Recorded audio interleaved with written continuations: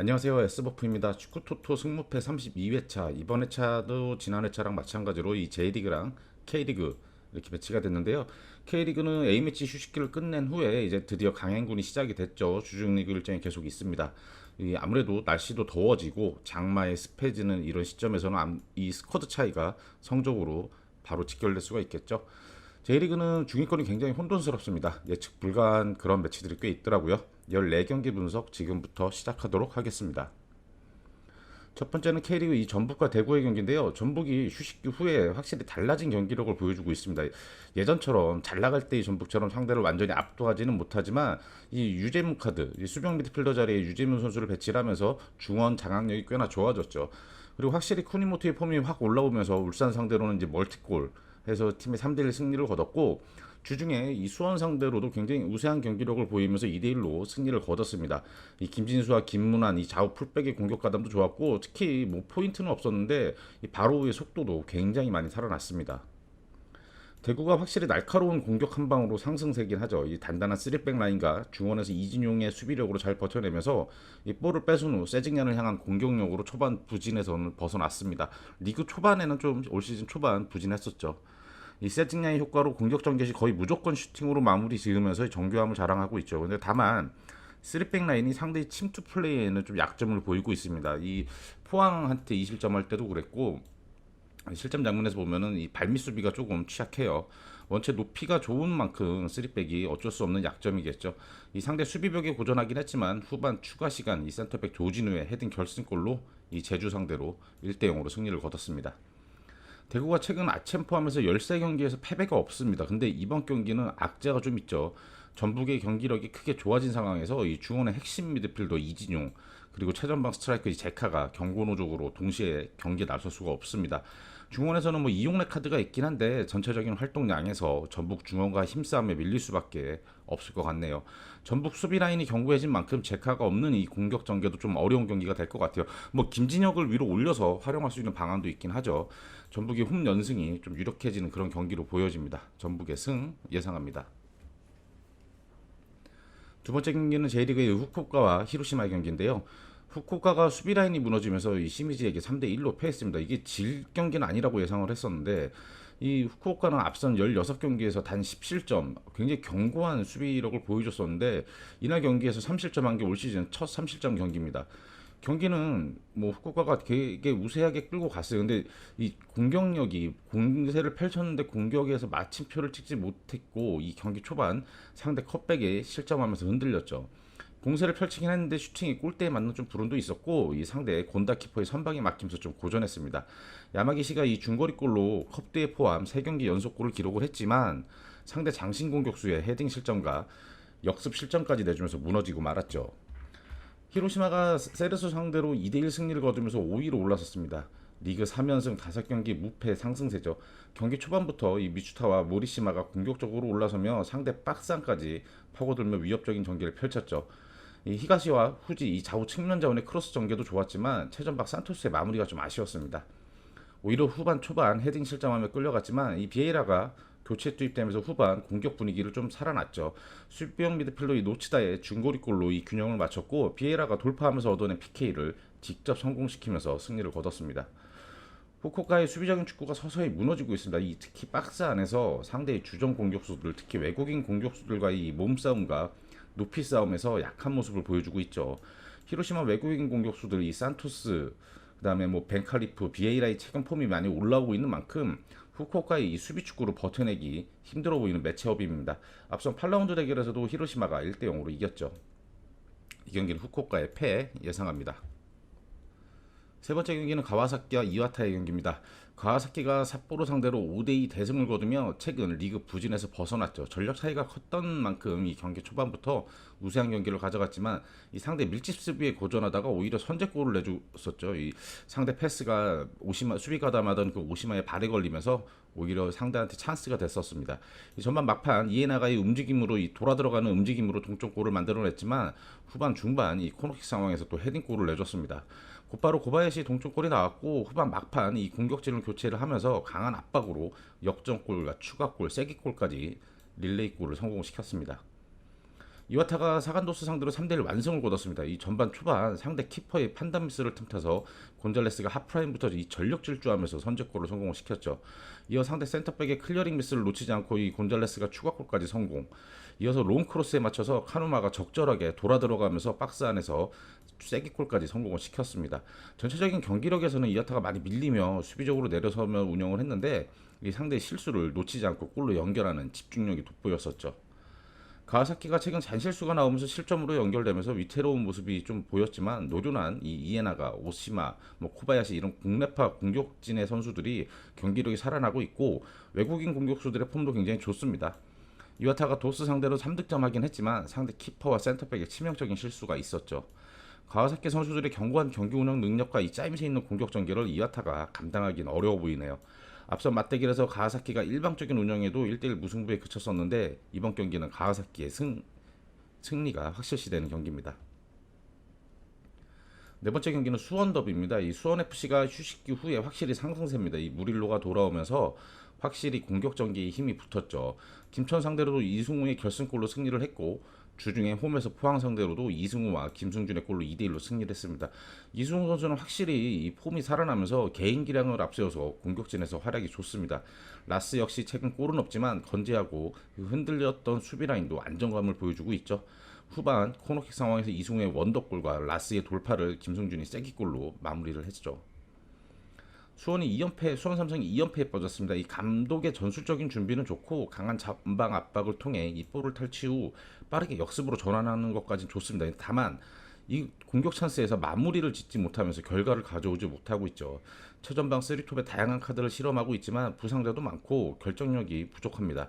포백 수비 라인도 나쁘진 않지만 수비형 미들로 나서는 한석종의 최근 기량이 조금 떨어지면서 상대 강한 빠르게 전개해오는 공격을 저지해주지 못하고 있죠.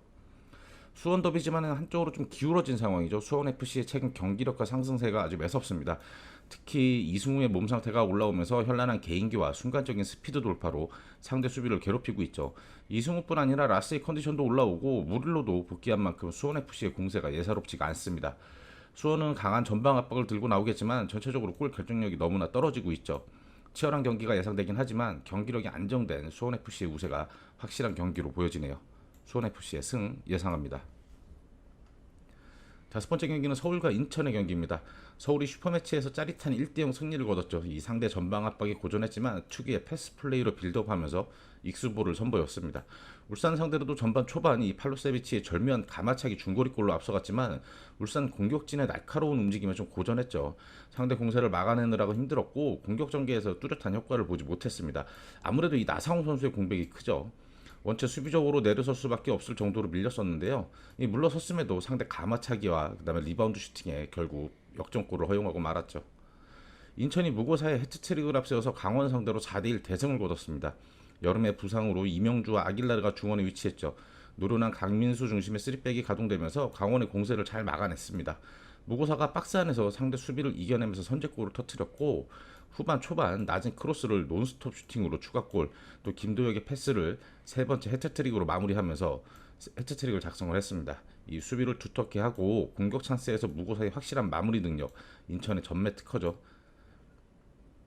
서울은 원체 패스 플레이가 좋은 선수들이 많은 팀이죠. 인천이 공격적으로 올라오기보다는 수비적으로 내려선 뒤 무고사를 향한 한 방을 노리는 만큼 서울이 전체적인 점유를 가져갈 경기입니다.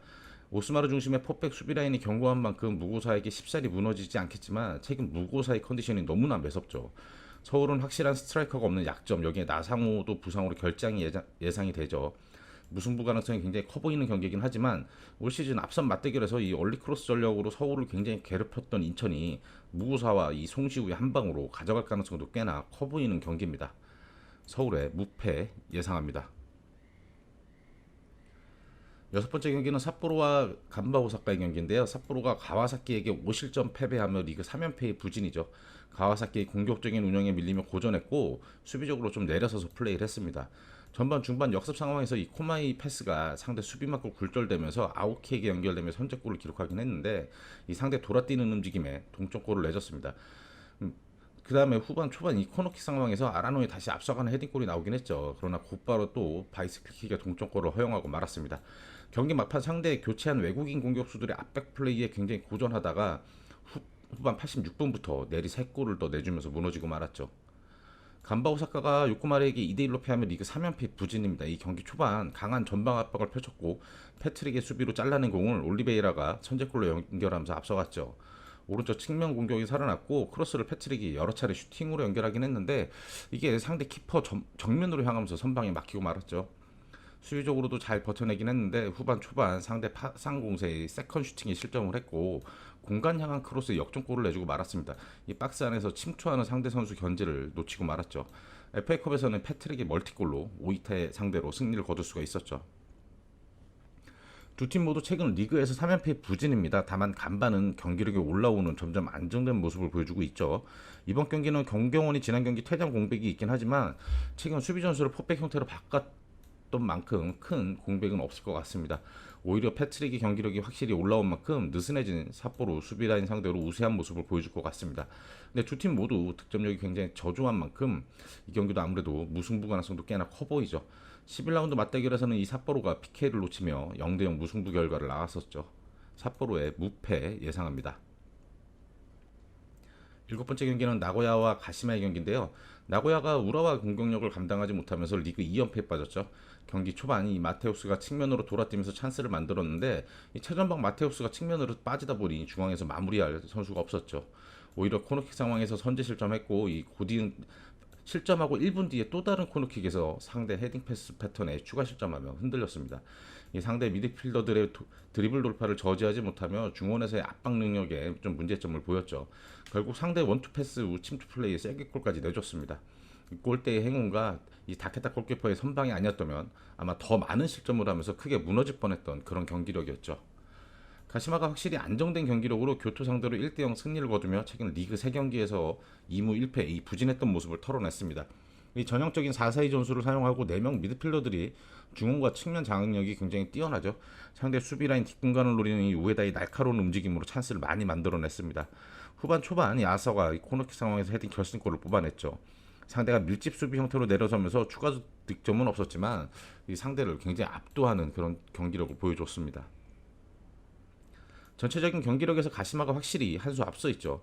확실한 미드필드 플레이의 우세를 앞세워서 가시마 쪽으로 크게 기우는 경기가 될 것 같습니다.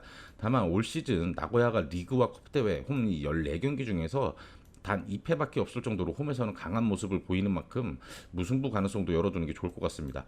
9라운드 맞대결에서도 이 팽팽한 경기 끝에 0대0 무승부였거든요. 나고야의 무패 예상합니다. 여덟 번째 경기는 세레소 오사카와 시미즈의 경기인데요.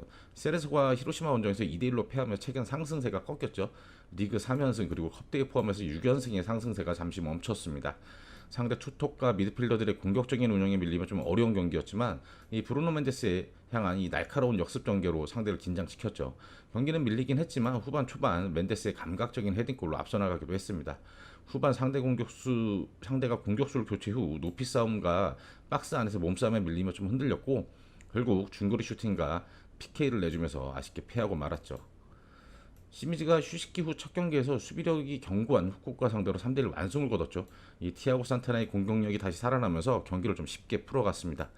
경기 초반 왼쪽 공격 전개를 통해 이 컵백으로 니시자와가 선제골을 가져갔고 상대가 공격적인 운영을 했지만 곤다 키퍼의 선방으로 잘 버텨냈죠. 전반 막판 이 얼리 크로스를 산타나가 추가골로 연결했고 벤자민 코롤리가 역습 상황에서 쐐기골로 3대1 승리를 거둘 수 있었습니다. 시미즈가 후쿠오카 상대로 3골을 성공시켰지만 이 전체적인 경기 내용은 아직 짜임새가 부족했습니다. 산타나의 피지컬과 결정력이 좋았던 경기죠. 세르소는 전체적인 미드필드진의 경기 운영과 최근 최전방 멘데스의 컨디션이 살아나고 있죠. 시미즈도 수비 라인이 견고하지 못하고 후쿠오카 상대로는 곤다 키퍼의 선방으로 버텨냈지만 세르소의 짜임새 있는 공격 전개를 중원에서부터 감당하기 힘들 것 같네요. 세르소의 우세가 확실한 경기입니다. 앞선 4라운드 맞대결에서도 세르소의 3대1 완승이었죠. 세레소 오사카의 승 예상합니다. 아홉 번째 경기는 비셀고베와 우라와의 경기인데요. 비셀고베가 가시와 원정에서 3대1로 패했습니다. 이 경기 내용적으로는 고베가 훨씬 더 공격적인 운영, 날카로움을 보여줬는데 이 골 결정력이 떨어지면서 패하고 말았죠. 이니에스타의 간결한 패스 플레이로 이 전반 중반 하시모토의 선제골이 나왔지만 상대의 기습 중거리골에 동점골을 내주고 말았죠. 이어 PK로 역전골을 내줬고 코너킥 상황에서 뒤로 흐른 공의 슈팅이 골대 맞고 들어가는 이 운도 비셀고백의 운도 따르지 않았던 그런 경기였습니다. 우라와가 홈에서 나고야 상대로 3대0 승리를 거두면서 리그 부진에서 벗어났죠. 윤카가 아직 부상으로 빠져 있지만 공격적인 경기 운영으로 완승을 거뒀습니다. 공격적인 운영으로 기세를 잡아서 몰아쳤고 코너킥 상황에서 이 센터백 스컬치의 선제 헤딩골이 터졌습니다. 선제골 후 곧바로 이어진 코너킥에서 이토가 오른발골로 추가 득점까지 성공을 했죠. 이게 22분, 23분 이렇게 연달아 코너킥에서 득점을 했죠. 공격적인 중원 운영 그리고 중원에서의 원투 패스 플레이로 결국 세개골까지 뽑아냈죠. 외국인 공격수들 없이도 충분히 위협적인 공격 전개를 선보였던 우라와입니다. 지난 주말 보여줬던 경기력과 기세라면 우라와가 확실히 더 좋은 모습이었죠. 다만 빗셀고베가 결과를 못 가져가고 있긴 하지만 경기 내용은 굉장히 좋은 플레이를 보여주고 있습니다. 움직임과 전진 패스 패턴이 굉장히 뛰어나죠. 우라와도 이선 자원들의 공격적인 경기 운영을 펼치면서 창의적인 플레이를 선호하는 만큼 이 굉장한 난타전이 될 경기죠. 이 경기 승패가 갈릴 경기로 예상이 됩니다. 빗셀고베 승패 예상합니다. 10번째 경기는 울산과 성남 경기인데요. 울산이 확실히 안정된 경기력으로 연패 위기에선 벗어났죠. 앞서 전북 상대로 우세한 경기를 펼치고도 이 3대1로 패했지만 서울 원정에서도 전반 초반 선제골을 내줬음에도 이 바코와 엄원상 슈퍼크랙들의 활약으로 2대1로 역전했죠. 전반 초반 중거리골로 실점을 했지만 상대 슈팅이 워낙 뛰어났던 그런 골이었죠. 김기기가 복귀하면서 확실히 포백 라인이 견고해졌고 이선 자원들의 파괴력은 K리그 최강이죠. 바커의 환상적인 가마차기와 엄원상의 리바운드 슛으로 결국 역전을 성공했습니다. 성남이 휴식기가 지난 뒤 대구, 김천 상대로 2경기 연속 1대1 무승부를 기록하고 있죠. 승리를 챙기지는 못했지만 공격력이 날카로운 상대들에게 1失점만 허용하며 이 수비적인 부분이 안정된 모습을 보이고 있습니다. 수비력이 안정됐지만 아직 박스 안에서 세컨볼 처리에 미흡한 모습을 보이고 있죠. 뮬리시가 김민혁의 슈팅을 재차 슈팅하며 선제골을 가져왔지만 바로 코너킥 상황에서 마상훈이 이 조규성을 놓치며 동점골을 내줬습니다. 수비 라인에서 이 상대 공격수와 헤딩 싸움에서 너무 밀리며 제공권 싸움에서 너무 밀리는 모습을 보여줬었죠. 울산은 이번 경기에서 레오나르도가 경고노적으로 나설 수 없죠. 최전방 스트라이커 공백은 생기겠지만 원체 이성과 측면 자원들의 활약이 뛰어난 팀이죠. 성남이 수비적으로 나서겠지만 엄원상의 순간적인 침투, 바코의 현란한 개인기, 아마너준의 이 정확한 패스 플레이를 성남이 감당하긴 힘들어 보이죠. 김기희가 복귀하며 수비 라인에서도 안정감도 더해진 울산입니다. 울산의 승 예상합니다. 11번째 경기는 교토 퍼플상가와 쇼난의 경기인데요. 교토가 가시마 원정에서 1대0으로 패했죠. 최근 가와사키에게 상대 자책골로 승리한 경기를 빼면 리그에서 1승 1무 3패로 굉장히 부진합니다. 이 우타카 피터를 앞세운 공격에 매서움은 있는데 전체적인 경기력이 좀 처져요. 중원 운영 능력도 좀 떨어지는 편입니다. 위기가 많았지만 이 카미우쿠모토 키퍼의 선방으로 잘 버텨냈는데 후반 초반 코너킥 상황에서 결승골을 내줬죠. 상대 공격수를 박스 안에 아주 프리하게 놔주는 치명적인 실책이 있었던 겁니다. 쇼난이 도쿄 상대로 2대0으로 승리를 거두며 최근 부진에서 벗어났죠. FA컵에서는 이와타에게 1대0으로 패했습니다. 도쿄 공격진의 화력을 의식한 듯 수비적으로 운영을 펼쳤죠. 전반 중반 상대 선수들이 심판에게 항의하는 사이에 공격 전개를 빠르게 가져가면서 이키다가 이 감각적인 날라차기 슛으로 선제골을 기록을 했죠. 최전방에서 부지런하게 움직이던 마치노는 후반 초반 이 코너킥 상황에서 니어포스트로 잘라먹는 헤딩 슈팅으로 추가골을 성공시켰죠. 마치노는 최근 리그 4경기에서 5골의 활약입니다. 현재 순위는 교토가 9위고 이 쇼난이 17위에 머물러 있지만 최근 기세나 경기력에서는 쇼난이 더 앞서 있습니다. 특히 최전방 마치노의 투지 넘치는 플레이와 골 결정력으로 역습 상황에서의 마무리 능력도 뛰어나죠. 마치노와 이선 자원들이 공격적인 배치로 쇼난의 우세가 예상되는 경기지만 두 팀의 득점력이 좀 저조한 만큼 무승부 가능성도 커 보입니다. 4라운드 맞대결에서는 이 마치노와 피터가 한 골씩 주고받으며 1대1 무승부였죠. 교토의 무패 예상합니다. 12번째 경기는 사간도스와 도쿄의 경기입니다. 사간도스의 견고한 수비 축구가 이와타에게 3실점하며 무너졌습니다. 올 시즌 가시마와 비슬고베에게 4실점 경기가 있었고 한 번씩 수비 라인이 무너지는 경기가 나오고 있네요. 전반 초반 이 박일규 골키퍼의 판단 미스로 허무하게 실점을 했고 이 센터백의 클리어링 미스로 추가 실점을 했죠. 이어 상대 미드필더의 공간 침투를 놓치며 전반에만 3골을 내주고 말았습니다. 후반 초반 견고한 패스 플레이로 이 미야시로가 한 골 만회하는데 그쳤죠. 경기력이 떨어지진 않았지만 이 치명적인 실수 2개가 실점으로 모두 연결되며 아쉬운 경기였죠. 도쿄가 쇼난 원정에서 2대0으로 패하고 이 FA컵에서도 나가시키에게 연장 결승골을 내주며 패했습니다. 주전들이 다 나갔음에도 좀 충격적인 패배였죠. 쇼나는 원정에서 디에고 아다일톤을 선발로 내세우면서 공격적인 운영을 펼치려고 했는데 전체적으로 좀 무기력한 경기였죠. 상대 핸드볼 파울을 항의하며 집중력이 흐트러지며 어이없게 선제 실점하고 말았습니다. 후반 코너킥 상황에서 상대 잘라먹기 등에 추가 실점했죠. 아다일톤이 측면 활약은 좋았지만 이 중원에서의 공격 마무리가 전혀 안 됐던 도쿄였습니다. 사간도스가 지난 경기 패배했지만 전체적인 경기력이 무너진 상황은 아니었습니다. 최근 미야시로의 골 강력도 올라오고 있고 전체적인 미드필드 플레이도 좋죠. 도쿄 외국인 선수들이 무더위와 연이은 경기에 좀 지친 기색이 보인 만큼 도스가 확실히 우세를 가져갈 경기로 예상이 되네요. 도스는 이번 경기 수비 라인의 중심인 타시로가 경고노적으로 결장입니다. 아무래도 수비적인 부분에 허점이 생길 가능성도 좀 크죠. 승패가 갈릴 경기로 예상이 됩니다. 12라운드 맞대결에서는 도스가 1대0으로 승리를 거뒀었죠. 사간도스의 승패 예상합니다. 13번째 경기는 포항과 김천 경기인데요. 포항이 강원 상대로 3대1로 승리하며 특유의 빠른 공격 전개와 침투 플레이를 선보였죠. 수원FC와의 원정 경기에서는 이수분이 전반 막판 경고노적으로 퇴장당하며 수정 열세로 좀 어려운 경기였습니다. 최전방에 나선 모세스는 아직 좀 기대에 부응하지 못하는 모습이었죠. 완델손, 임상엽, 허영준, 정대희 이런 측면 공격수들이 침투 플레이는 확실히 뛰어나지만 중앙에서 버텨주지를 못합니다. 퇴장 후 후반 상대 공세에 많이 밀릴 수밖에 없었고 수비적으로 내려섰지만 이 코너킥 실점과 드로인 수비 미스로 추가 실점하며 무너지고 말았죠. 김천이 최근 리그에서 좀 부진한 성적입니다. 경기력 자체가 크게 떨어지진 않았지만 조규성 외에 뚜렷한 득점 루트가 없다 보니 조규선이 막힌다면 해답이 없는 상황이죠. 중원에서 탄탄하게 살림꾼 역할을 해주던 이 문지한도 성남전 전반 초반 부상으로 아웃됐죠. 결국 상대 중원에서 밀고 들어오는 전개를 저지하지 못하며 선제골을 내줬습니다. 이 코너킥 상황에서 조규성이 동점골로 쫓아가긴 했지만 김지현의 결정적인 슈팅들이 벗어나면서 좀 아쉬움이 남았던 경기였죠. 포항이 중원 이수빈의 퇴장 여파로 수원 원정에서 패했지만 이 고유의 팀 컬러를 유지하는 데는 어려움이 없을 겁니다. 신강훈이 올라와서 신진호랑 중원에서 파트너로 중원 플레이를 펼칠 것으로 예상이 되고요. 원체 침투 플레이와 원투 패스 플레이가 뛰어난 선수들이 많은 만큼 김천 상대로도 어렵지 않은 경기를 펼칠 것 같습니다. 김천은 문지한도 부상 여파로 이 중원에서 수비적인 공백이 발생할 것으로 예상이 되네요. 포항이 퇴장 공백이 있긴 하지만 어렵지 않게 가져갈 것 같습니다. 포항의 승 예상합니다. 마지막 경기는 강원과 제주 경기인데요. 강원이 최근 휴식기 마친 후 포항에게 3대1, 인천에게 4대1 두 경기 연속 대패를 당하며 수비란이 무너졌죠. 이정엽이 복귀하면서 선발 명단에 이름을 올려 이 부진 탈출을 기대를 했고 황문기와 양현준이 공격적인 전개는 굉장히 날카로웠습니다. 근데 공격진의 슈팅이 상대 인천 키퍼 선방에 막혔고 오히려 상대 무고사의 파기력을 막아내지 못하며 해트트릭을 내줬죠. 수비수들이 박스 안에서 무고사를 너무 쉽게 놓치고 말았습니다. 강원은 21개의 슈팅을 시도하고도 단 한 골에 그쳤고 인천에게 단 7개의 슈팅을 내줬지만 무려 4골이나 허용한 그런 경기였죠. 제주가 정우재, 최용준, 이창민, 안현범 이 4미드를 바탕으로 안정적인 경기력을 자랑하고 있죠. 앞서 인천 상대로는 제르소와 주민규의 골이 터지면서 2대1로 승리를 했고 이 대구 원정에서도 우세한 경기력을 보여줬는데 이 슈팅 정확도가 떨어지며 1대0으로 패했죠. 수비형 미들 최용준의 중원 수비와 그다음에 3백 라인이 상대 침투에 잘 대처했지만 경기 막판 코너킥 상황에서 실점했습니다. 완벽한 찬스에서 때린 슈팅이 상대 수비수가 골문 앞에서 두 차례나 걷어내는 제주에게 굉장히 아쉬운 경기였죠.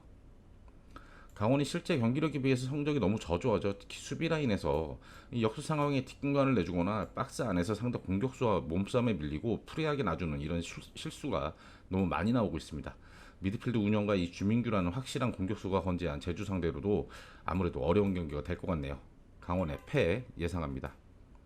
마지막으로 14경기 최종픽 한번 확인해 보겠습니다. 첫 번째 경기는 전북의 승, 두 번째 후쿠오카의 패, 세 번째는 가와사키의 승, 네 번째 수원FC의 승, 다섯 번째는 서울의 무패, 여섯 번째 삿포로의 무패, 일곱 번째 경기 나고야의 무패, 여덟 번째 경기는 세르소의 승, 아홉 번째 경기는 빗셀고베의 승패, 열 번째 경기 울산의 승, 11번째 경기는 교토의 무패, 12번째 경기 사근더스의 승패, 13번째 경기는 포항의 승, 14번째 경기는 강원의 패. 이상으로 저희는 32회차 분석 마치도록 하겠고요. 다음 분석 영상으로 다시 찾아뵙도록 하겠습니다.